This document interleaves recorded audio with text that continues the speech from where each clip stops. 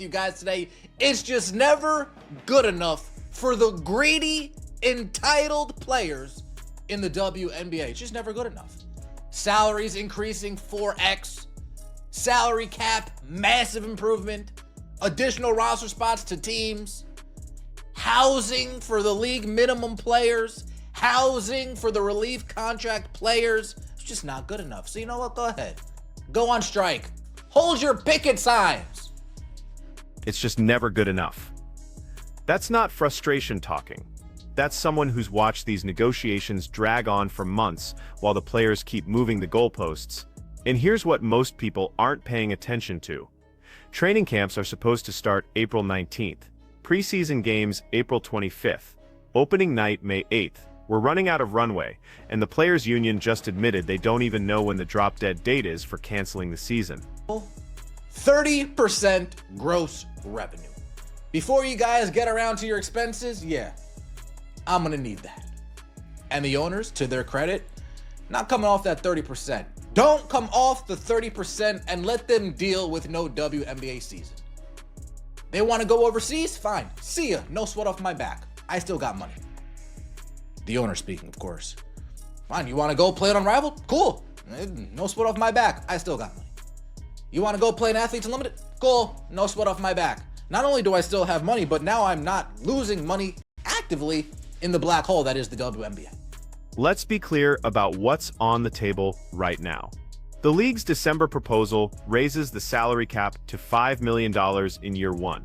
Maximum salary starts at $1.3 million and climbs to $2 million over the life of the deal. Minimum salary jumps to $230,000. Average salary hits $530,000. And here's the kicker, multiple players on each team become eligible for that max contract. According to sources close to the negotiations, this deal would give players roughly 70% of net revenue after the league covers its operating expenses. But according to Breanna Stewart, the league's latest proposal didn't move much money-wise. Think about that for a second.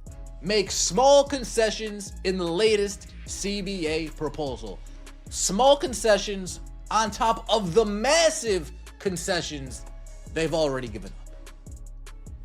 They've already increased what their max deal was going to be. Remember, first reported around 800,000, then 1 million, then 1.1, now 1.3.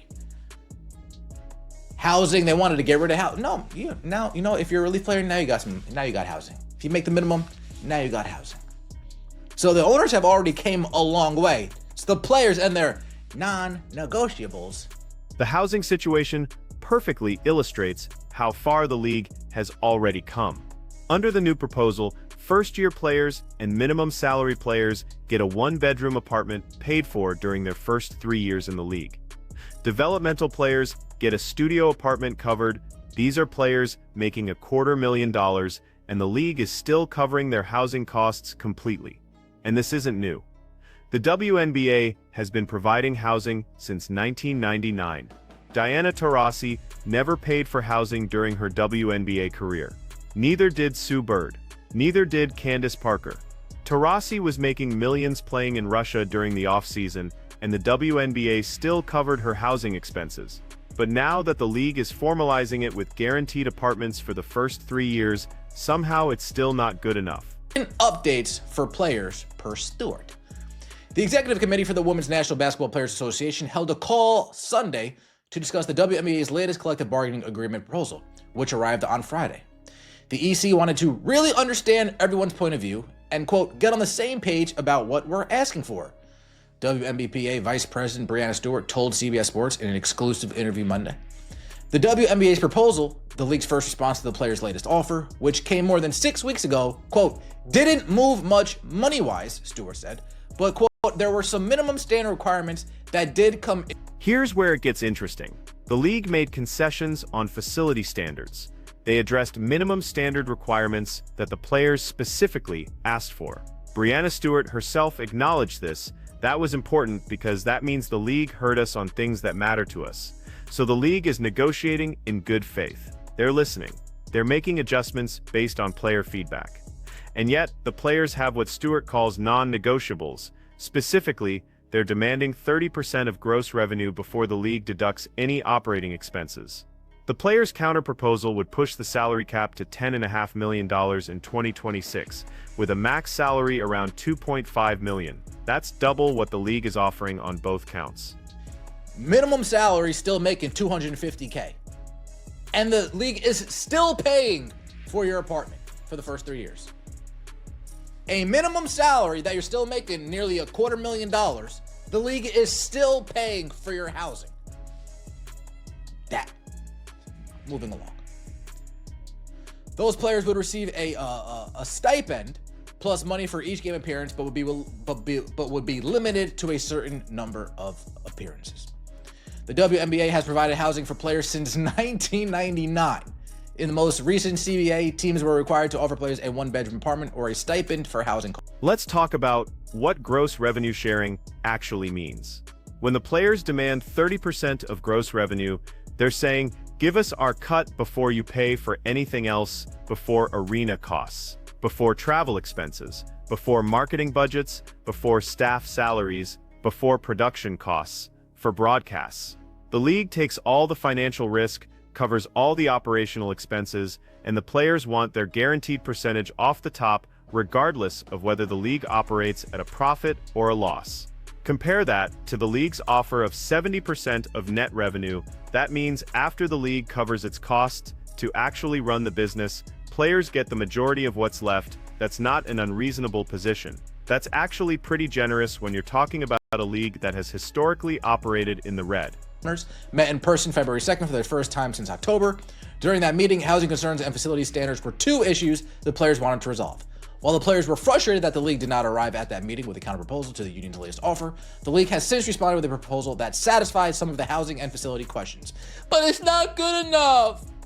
As Stewart noted, however, the league's response did not address the gap between the sides on revenue sharing, but that's not good enough! They're only giving us free housing for the first 3 years! That's not good enough! Cry me a river. The WNBA's proposal in early December would raise the cap to $5 million and the max salary to around $1.3 million in the first year. A source close to the situation told CBS Sports that over the course of the proposed deal, the max salary would raise up to $2 million and that multiple players on each team would be eligible for the max salary. The minimum salary in this deal would start at $230,000. Now here's the part that should concern everyone. Breanna Stewart told CBS Sports she doesn't know if there's a drop-dead date where the league can no longer start the season on time if there's no CBA in place. Read that again. The executive committee member of the Players Union, negotiating the most important deal in WNBA history, doesn't know the deadline for when a failed negotiation forces the season to be postponed. That's not a minor detail. That's the most fundamental piece of information you need when you're running out of time. If you're the one demanding all these concessions, if you're the one holding firm on non-negotiables, shouldn't you know exactly how much time you have left? It's like playing poker without looking at the clock during a timed tournament. You can't make strategic decisions if you don't know when the blinds are going up. If you didn't ask that question, if you don't know the answer to that question, then you're not covering all your P's and Q's. If you don't know the answer to one of the most basic fundamental questions, hey, what is the deadline for which a deal, if it doesn't get done, the league will need to get pushed back? If you don't know the answer to that, here, I got a big fat L for you that you can hold. Oh, L for you that you can hold. Oh, L for you that you can hold. You want to know why?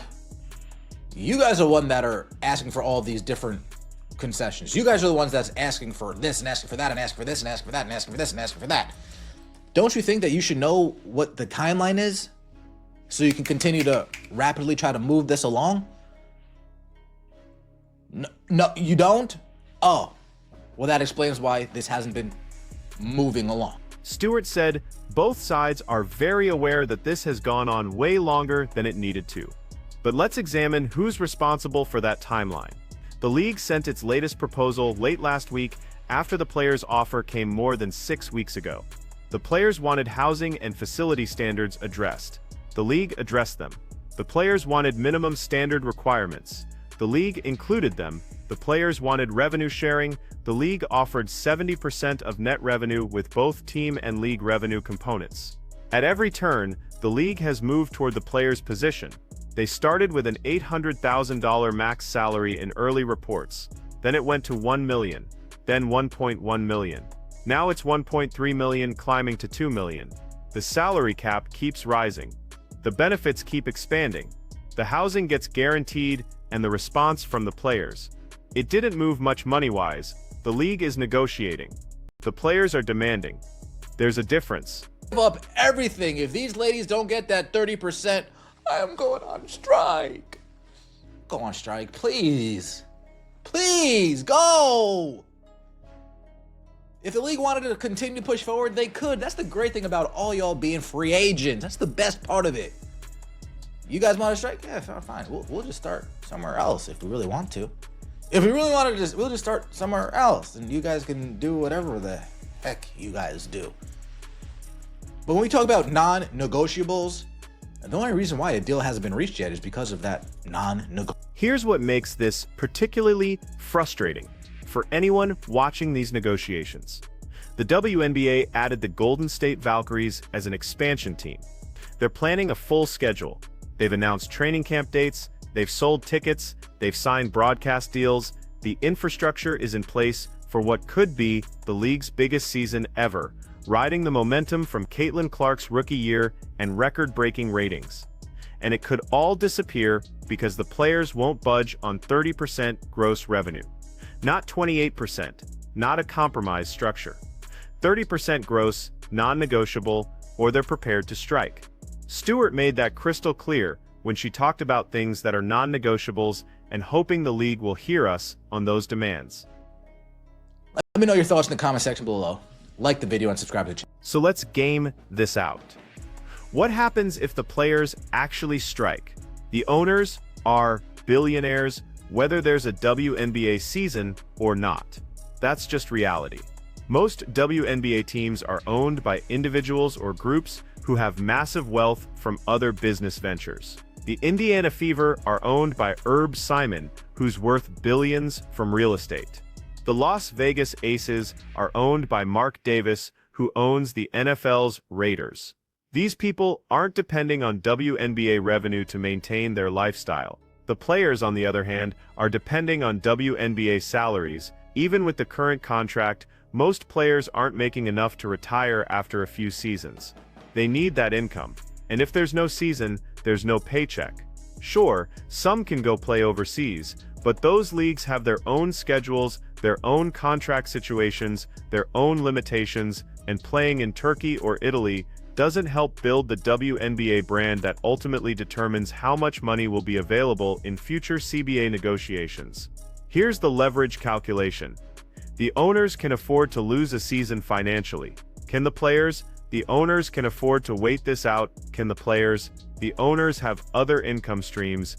Do the players? From a pure negotiation standpoint, the players are playing a weak hand like it's a strong hand, and that works right up until the other side calls your bluff.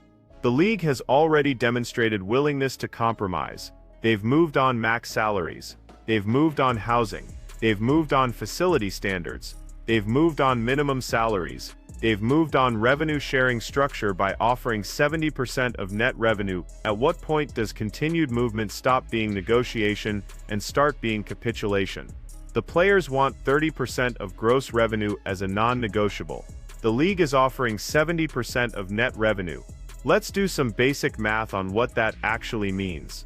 If the WNBA generates $300 million in revenue but has $200 million in operating expenses, 30% of gross gives players $90 million from $300 million total. 70% of net gives players $70 million from the $100 million that's left after expenses.